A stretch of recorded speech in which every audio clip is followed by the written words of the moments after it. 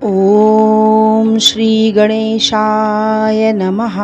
शङ्करं शङ्कराचार्यं केशवं बादरायणं सूत्रभाष्यकृतो वन्दे भगवन्तो पुनः पुनः। ईश्वरो गुरुरात्मेति मूर्तिभेदविभागिने व्योमवद्व्याप्तदेहाय दक्षिणामूर्तये नमः। ओम शांति शांति शांति।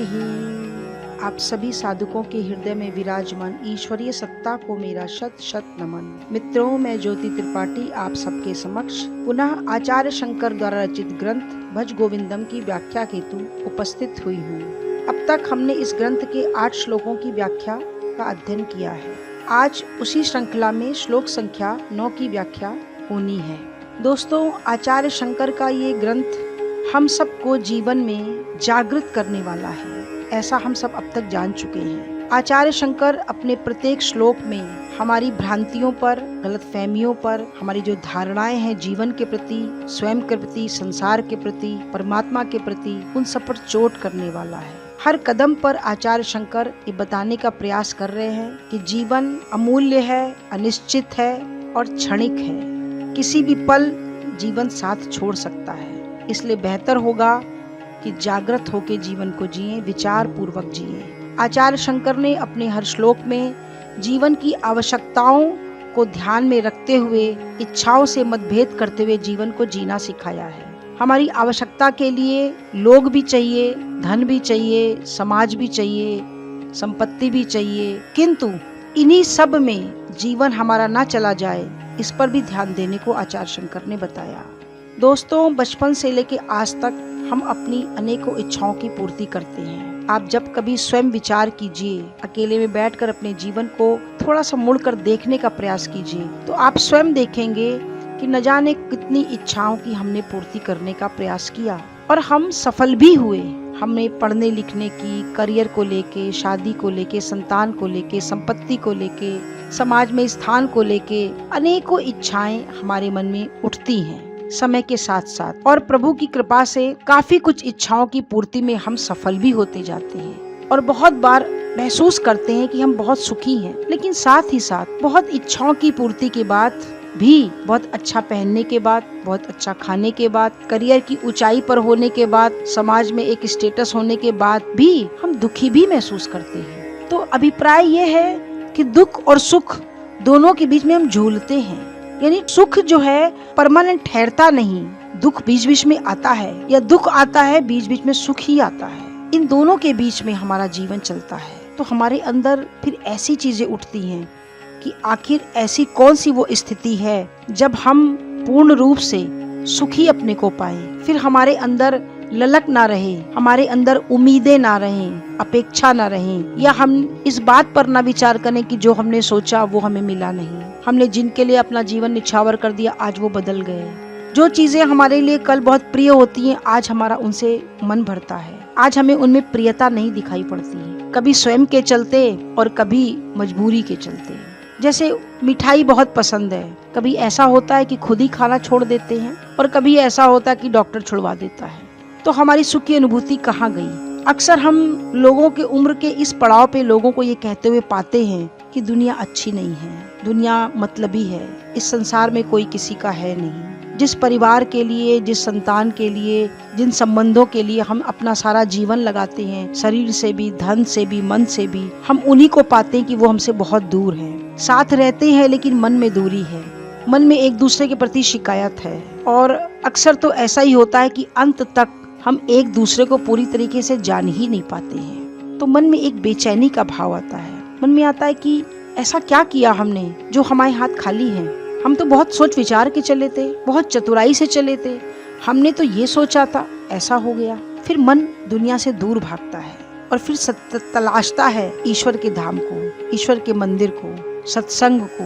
आज के इस श्लोक में आचार्य शंकर सत्संग की महिमा का बखान करते हैं। शास्त्रों को पढ़ने के बाद, सुनने के बाद बहुत कम लोग होते हैं जिनका ध्यान इस तरफ मुड़ता है। दोस्तों, अधिकतर लोग तो उसी भोगों में लिप्त रहते हैं, क्योंकि विचार करने की आदत नहीं है, तो उनको कुछ अच्छा बुरा नहीं, उसी में लौटते पोटते रहते हैं। लेकिन जो विचारते हैं, जो जीवन को गहराई से जानने की कोशिश करते हैं, जो उबते हैं, जिनको छल महसूस होता है, जिनको प्यार का अभाव दिखता है, उनके अंदर वैराग्य जागता है। ऐसे लोगों के लिए आचार्य शंकर का संदेश है कि सत्संग में जाओ।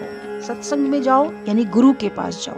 तो आइए इस श्लोक का उच्चारण करते हैं, तत्पश्चात इसकी व्याख्या करते हैं। सत्संगत्वे निस्संगत्वम्, निस्संगत्वे निर्मोहत्वम्, निर्मोहत्वे निश्चलतत्वम्,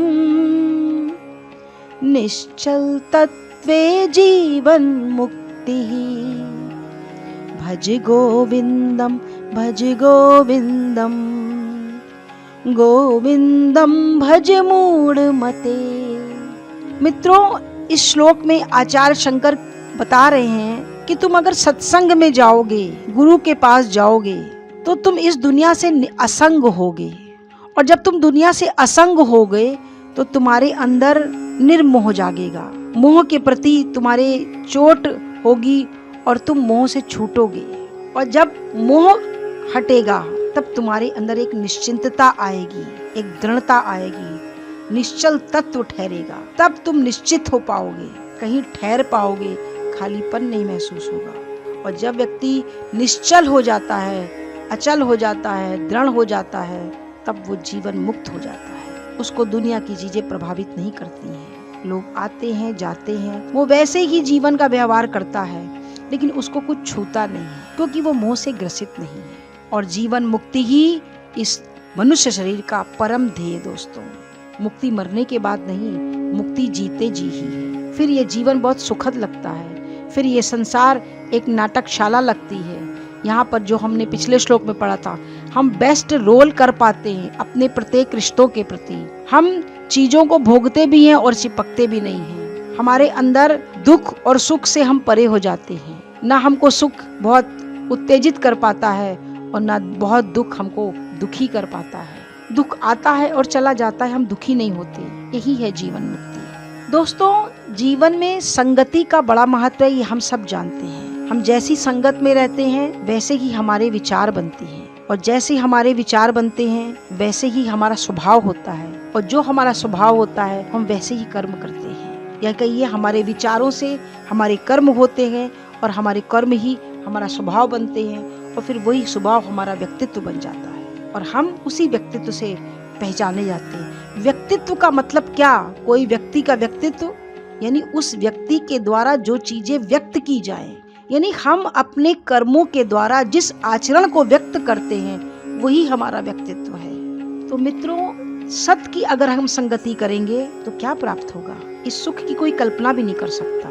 संसार में सबसे बड़ी साधना है सत्संग की साधना। श्रीमद् भगवत पुराण में भी सर्वश्रेष्ठ साधना सत्संग की साधना को बताया गया है। सत्संग की साधना का मतलब क्या?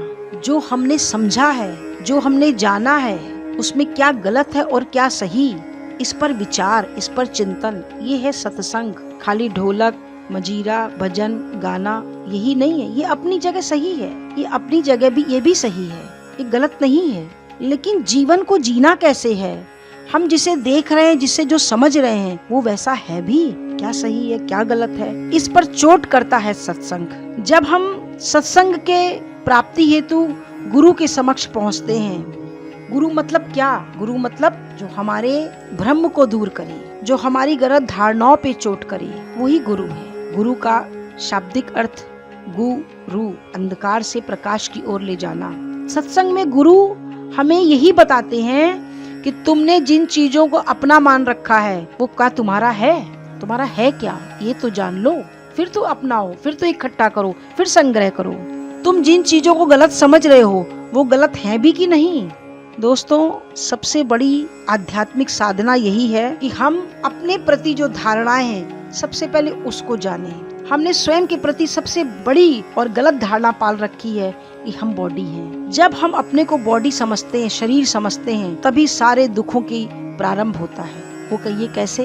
हम जब स्वयं को शरीर समझते हैं तो हम अपने आसपास के लोगों को अपना समझते हैं, अपने रिश्ते समझते हैं, अपने नाते समझते हैं, अपने कर्तव्य को समझते हैं, और फिर हमको मोह भी तभी होता है, हम उनसे जुड़ जाते हैं, हमारी आसक्ति होती है संपत्ति में, संतान में, संबंधों में। तो सबसे बड़ी आध्यात्मिक साधना ये है कि हम पहले स्वयं जाने कि हम बॉडी नहीं है, ये बॉडी पंच तत्वों से मिलकर बना है जो यहीं रह जाना है और हमारी यात्रा आगे होगी। सत्संग का जो सबसे बड़ा कार्य है वो हमारी गलत धारणाओं पे चोट, और जब हमारी समझ विकसित होती है, जब हम सही समझ पाते हैं, तभी हम सही कदम रख पाते हैं। यूं तो हमने जीवन बहुत चतुराई पूर्ण जिया होता है, हम चोरी भी करते हैं तो बहुत होशियारी के साथ, झूठ बोलते हैं तो भी बहुत होशियारी के साथ, अपने सुखों के लिए, अपने भोगों के लिए दूसरों को धोखा देते हैं बहुत होशियारी के साथ। हम पूरी बुद्धि के साथ काम कर रहे होते हैं कि कोई हमें जान नहीं रहा है। लेकिन एक ऐसा वक्त आता है कि हमारे हाथ खाली होते हैं, हम स्वयं को अपूर्ण प्राप्त होते हैं, हमारे पास दौलत भी है, रिश्ते भी हैं, नाम भी है, सब कुछ है, फिर भी हम कहीं कुछ खोया हुआ पा रहे हैं, कहीं कुछ खालीपन पा रहे हैं। दूसरों को बताने के लिए तो हम अहंकार झाड़ते हैं, मेरा बेटा अमेरिका में है, मेरा बेटा इतनी सैलरी पाता है, मेरी बेटी बहुत बड़े घर में ब्याही है, ये अहंकार के लिए तो हम बोलते हैं, लेकिन अंदर से हम खोखले होते हैं।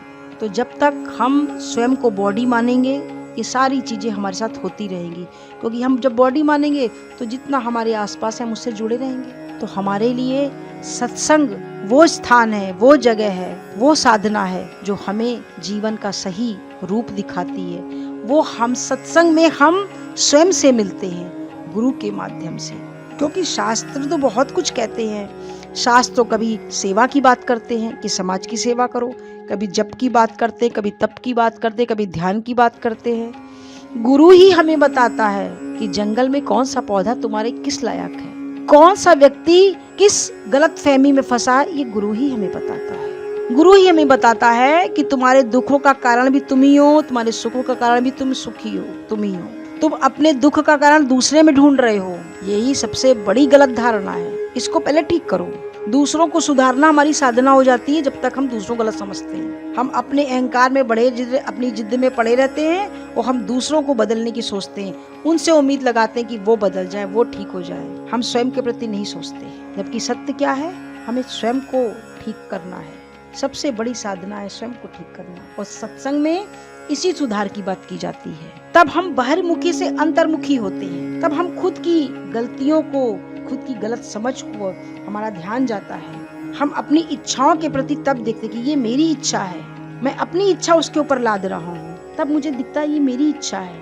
हम अपनी इच्छा को रोक दें, हम इसको यहाँ कंट्रोल करें। हम दूसरों को कंट्रोल करना बंद कर देते हैं और स्वयं को कंट्रोल करना शुरू करते हैं। ये हमें सत्संग ही बताता है। सत्संग ही एक ऐसा स्थान है दोस्तों, जहाँ हमें ये बताया जाता है कि तुम ब्रह्म हो, तुम दुखी कभी नहीं हो सकते, तुम पूर्ण हो, तुम बाहर कुछ मत ढूंढो, बाहर तो हमारी कोई वैल्यू नहीं है। जिस पत्नी, जिस बच्चे, जिस संतान के लिए, जिस परिवार के लिए हमने जीवन भर कमाया, मेहनत करी, जूझते रहे, गलत सही सब किया, वही बच्चे पत्नी हमें गलत ठहराते हैं। लेकिन सत्संग एक ऐसी जगह है जहाँ ये बताया जाता कि नहीं, स्वयं को पहचानो, तुम ईश्वर हो सकते हो, तुम ब्रह्म हो सकते हो, तुम में कोई कमी नहीं है, तुम सिर्फ अपनी तरफ लौट आओ। इस सत्संग ही हमारा सम्मान लौटाता है। तब हमें महसूस होता है कि अरे हम कहाँ फंसे हैं। ये सब हमें सत्संग से ही मिलता है। और हमने जिन जिन गलत धारणाओं को पाल रखा हुआ, जिनको हम जीवन भर जीते हैं, हमारा वास्तविकता से सामना सत्संग में गुरु ही कराता है, सत्संग के ही माध्यम से। और फिर हमें समझ में आता है कि हमें अपनी तरफ देखना है। दोस्तों, जब तक हम गलत धारणाओं पे काम नहीं करेंगे, हम अपने को शरीर समझेंगे, और जब शरीर करेंगे तो हमें अपने आसपास के लोगों से, सम्मानों से, भौतिक संपदाओं से हमारा मोह होगा। आचार्य शंकर कहते हैं सत्संगत्वे निस्संगत्वम। जब हम सत्संग में जाते हैं, जब हमको सच्चाई पता चलती है, तब हमारे अंदर एक विरक्ति आती है, वैराग जागता है। तब हमको लगता है बाहर कुछ नहीं है, हमारी समझ गलत थी, हमने चीजों को गलत समझा था, हमने उम्मीदें गलत पाली थी, हमें अपने में रहना है, हम अपने अंदर लौटते हैं। फिर हम दुनिया से निसंग होते हैं, असंग होते हैं। असंग होना मतलब क्या? हमें दुनिया से कोई लेना देना नहीं है, हमें खुद को ठीक करना है, हमारे अंदर ये भाव आ जाता है। हमें दूसरों को नहीं ठीक करना है, दूसरे क्या कर रहे हैं हमें कुछ नहीं करना। हमसे अगर किसी ने सलाह मांगी, हमको अगर कुछ पता है तो हमने बता दिया, नहीं पता है तो हाथ जोड़ लिए। हमें किसी को इंटरफियर नहीं करना है, किसी को नहीं सुधारना है। दुनिया से क्या लेना देना, दुनिया तो ऐसे ही चलती है, चलती रहेगी। तब हमारे अंदर ये विचार आने लगते हैं तो हम असंग होने लगते हैं, निसंग होने लगते हैं। दुनिया से, दुनिया की भीड़ से हम हटते हैं। हम भीड़ के पीछे चलते नहीं। भीड़ के पीछे कौन चलता है दोस्तों? जिसकी अपनी कोई बुद्धि नहीं होती। जो नेताजी ने आगे का भीड़ पीछे चल दी, किसी को मारना है मार दिया, कहीं आग लगाना लगा दी। लेकिन जब हम अकेले में होते हैं तब हम विचार करते हैं, नहीं नहीं ये गलत है, ये सही है, ये करना चाहिए या नहीं करना चाहिए, और हम गलत कार्य से बच जाते हैं। वैसे ही जब सत्संग में हम जाते हैं और गुरु हमें उचित अनुचित बताता है, हमारी समझ की परतों को खोलता है, हमारे अंधेरे को दूर करता है, जो पर्दा पड़ा है हमारी समझ पर उसको जब साफ करता है गुरु, तब हमको समझ में आता नहीं हमें दुनिया से क्या लेना देना। हम दूसरों को पीछे क्यों पड़े हैं? हम खुद को देखें ना, हम क्या लेकर के आए थे। ये जितनी चीजें हमने बटोरी हैं ये सब त्याग दिए जाने योग्य हैं। दोस्तों जो जो चीजें इस दुनिया में त्यागने योग्य है वो सब असत है। जो त्यागने योग्य नहीं है वही सत है। चीनी की मिठास को त्यागा नहीं जा सकता, वो सत है। अग्नि की गर्मी को त्यागा नहीं जा सकता, वो भी सत है। लेकिन पत्नी पुत्र संपत्ति को त्यागा जा सकता है। मेरे कहने का अभिप्राय ये बिल्कुल ना समझिएगा कि आप इनको त्याग दीजिए। आप अपने मन में जो समझ पैदा कर रखी है उस समझ से इसको त्यागिए। उनका पालन पोषण ड्यूटी कर्तव्य करिए, लेकिन दिमाग में अपने विचार रखिए कि ये मेरा नहीं है, मुझे कोई उम्मीद आस नहीं है, ये लोग मेरे तरह चले, मुझे ऐसी भावना नहीं करनी है। इस तरह का त्याग करिए। मन से त्याग करिए कि मेरा कोई नहीं है, ठीक है, जितने दिन जो है मेरी जो ड्यूटी वो मैं कर रहा हूँ या मैं कर रही हूँ। इस तरह त्याग करिए। हम जिसको अपना समझते हैं हम उसी का त्याग कर सकते हैं। जिसको हम अपना नहीं समझते हम उसका त्याग नहीं कर सकते। दूसरे की पत्नी को कोई तलाक नहीं दे सकता, न दूसरे के पति को कोई तलाक दे सकता है। अपने ही पति पत्नी को दिया जाता है। तो अपना जिसको हमने मान रखा है हम मन से उनको त्यागें कि मेरा कुछ नहीं है, ये सब मुझे मिला है और साधन के रूप में मिला है, और हमें साधन की तरह इस्तेमाल करके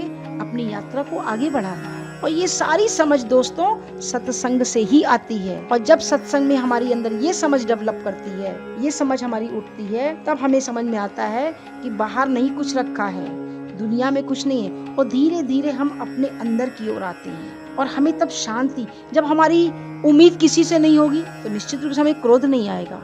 जब हमारे दूसरे की धन पर दृष्टि नहीं होगी हमें लोभ नहीं परेशान करेगा। यही सब हमें परेशान करते हैं। और जब संग नहीं होगा तो हमें मोह नहीं होगा। ठीक है, आज पत्नी थी, इतने दिन साथ था, अब नहीं है, कोई बात नहीं। पहले भी नहीं थी, बाद में भी नहीं है, क्या फर्क पड़ता।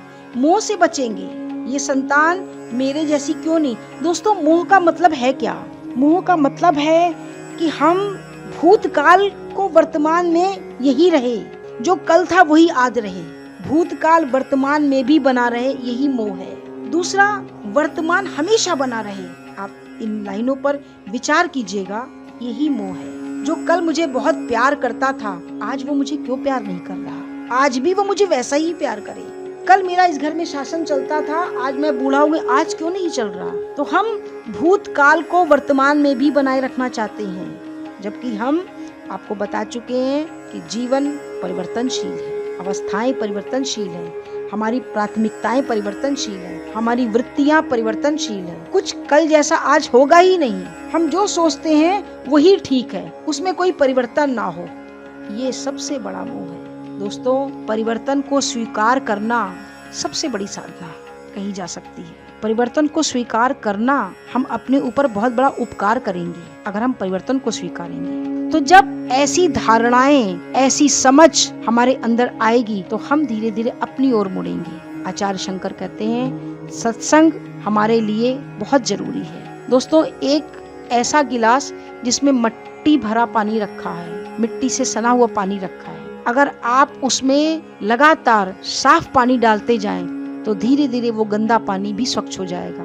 निरंतर उसमें स्वच्छ जल डालते रहेंगे तो पानी धीरे धीरे गंदा बाहर आता रहेगा और स्वच्छ जल भरता रहेगा। ऐसे ही अगर हम प्रतिदिन अपने जीवन में ये नियम बना लें कि हमको 1 घंटा सत्संग जरूर सुनना है, तो देखिए जीवन की जितनी गलत भ्रांतियाँ हैं, गलत फहमियाँ, गलत धारणाएं, हमारे जो विचार है, हमारी जो आसक्ति है, सब धीरे धीरे धीरे अपने आप बिना कुछ किए गायब होंगी और हमारी समझ खुलकर समझ डेवलप करेगी। फिर जीवन का जो आनंद है, क्योंकि फिर हमको दुनिया से हम असंग होंगे, हम मोह से मुक्त होंगे।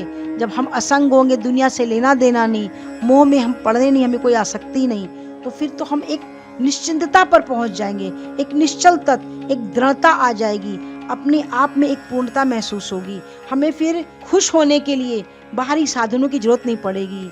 मन लगाने के लिए कोई बात करने वाला हो, मोबाइल हो, पिक्चर हो, टीवी हो, ऐसे संसाधनों की जरूरत नहीं है। भोजन में कुछ विशेष नहीं बना है तो वो हो, ऐसी कोई जरूरत नहीं। हम फिर अपने में रहने लगेंगे और ये निश्चल तत्व जब आता है तभी व्यक्ति जो है मुक्त होके जीवन जीता है और उसी को कहते हैं जीवन मुक्ति। जीवन मुक्ति का मतलब क्या? जीव का मतलब इस देह के अंदर रहने वाला देही, शरीर के अंदर जो अस्तित्व है वही जीव है। या इसको हम कह सकते हैं कि परमात्मा ही पंचकोश के रूप में अपने को प्रकट कर रहा है इस शरीर के रूप में। और जब हमारी समझ सत्संग के द्वारा निखरती है और हमारे अंदर परमात्मा के गुणों का प्रकटीकरण होता है, तब वही जीवन हमारा जीव मुक्ति है, वही हमारा परमात्मा की प्राप्ति है। सत्संग के द्वारा दोस्तों हमारे जीवन जीने की शैली ही बदल जाती है और हम जीते जीत ही मुक्त हो जाते हैं। मुक्ति कोई प्राप्त करने की चीज नहीं है कि मोक्ष प्राप्त किया और मिल गया, हम बहुत बड़े हो गए। हम जब मान लेते हैं, हम जान लेते हैं कि हम बॉडी नहीं हैं और हमने जो जो समझ रखा है अपने को शरीर, इन रिश्तों को अपना, उनको पराया, राग द्वेष से हम ग्रसित हैं, मोह माया में फंसे हैं, लालच लोभ में फंसे हैं। जब हम इन सब से मुक्त होंगे तो दोस्तों किस चीज का दुख होगा और किस चीज का सुख होगा? फिर तो हम मौज पूर्वक एंजॉय करेंगे और जीवन आगे बढ़ेगा। यही है जीव मुक्ति। मुक्ति जीते जी ही मुक्ति। हम इन क्लेश से, कषाय से मुक्त होके जीवन जिए तो सदैव प्रसन्न रहें, यही जीवन मुक्ति है। मरने के बाद कोई मुक्ति नहीं, मरने के बाद तो विदेह मुक्ति होती है और वो तो किसी ने देखी नहीं, किसी ने जानी नहीं। तो मूल अभिप्राय निकला क्या? मूल अभिप्राय यही निकला कि सत्संग के द्वारा अपनी समझ का विकास करना है, अपनी गलत धारणाओं पे चोट करना है और अपने जीवन में जैसे हम नित्य कर्म करते हैं, नहाना धोना, पूजा पाठ, पोथी, ये सब करें, इसमें कोई बुराई नहीं है। जीवन को एक अनुशासन रूप में जीने के लिए सब बहुत जरूरी है, करें। लेकिन नैमित्तिक कर्म, नित्य कर्म के साथ साथ नैमित्तिक कर्म, और नैमित्तिक कर्म क्या? सत्संग। कहीं बैठ के सुने, कुछ पढ़ें। मैंने पिछले भी अपने श्लोकों में कहा था, अपने धार्मिक ग्रंथों का अध्ययन करें, इंटरनेट के माध्यम से सुने, कहीं आसपास सत्संग होता है तो वहां जाएं, अपने को जाने दोस्तों, अपने भ्रम को तोड़ें, अपनी गलत फहमियों को तोड़ें और अपनी असलियत को पहचानें। और फिर देखिए जीवन का क्या आनंद है। सब कुछ होगा, ना कुछ खोने का डर, ना कुछ पाने का डर, ना कुछ खोने का डर, ना कुछ पाने की चाह। फिर देखिए जीवन में आनंद ही, यही आनंद है। व्यक्ति हमेशा प्रसन्न रहेगा। हम और आप को दुख किस बात का? जब हमें पता है कि यहाँ कुछ अपना है ही नहीं, यहाँ सब कुछ जाने वाला है। जब हमें ये समझ में आ जाएगा ये शरीर हमारा है नहीं, हम शरीर से अलग हैं, लालच करके हमें मिलेगा क्या? दोस्तों इस संसार के भोग ब्लेड के कोने पर रखी शहद की बूंद की तरह हैं। आप शहद की बूंद चाटेंगे मिठास के लिए और भोग आपको क्षति पहुंचाएंगे। तो जब ये समझ हमारे अंदर आ जाएगी तो हम इंजॉय भी करेंगे, भोगेंगे भी और लिप्त भी नहीं होंगे। बिल्कुल वैसे ही जैसे यात्रा करते हैं जीवन में, कि हमें पता है कि ये जितने लोग यहाँ मिल रहे हैं, जुड़ रहे हैं, बस यहीं तक है, डेस्टिनेशन तो कहीं और है। जितना दिमाग में हमारे कूड़ा करकट भरा है वो सब गायब हो जाएगा और हमारे अंदर ये भाव आ जाएगा, ना काहू से दोस्ती, ना काहू से बैर। फिर ना कोई अपना है, ना कोई पराया है। फिर जो मिलेगा अच्छे से मिलेगा। फिर हम बिल्कुल वैसे ही हो जाएंगे जैसे फूल, जिसको देख के हर व्यक्ति प्रसन्न होता है। आज के श्लोक में इतना ही, शेष पुनः। ओम पूर्णमदः पूर्णमिदं पूर्णात् पूर्णमुदच्यते पूर्णस्य पूर्णमादाय पूर्णमेवावशिष्यते। ओम शांति शांति शांति।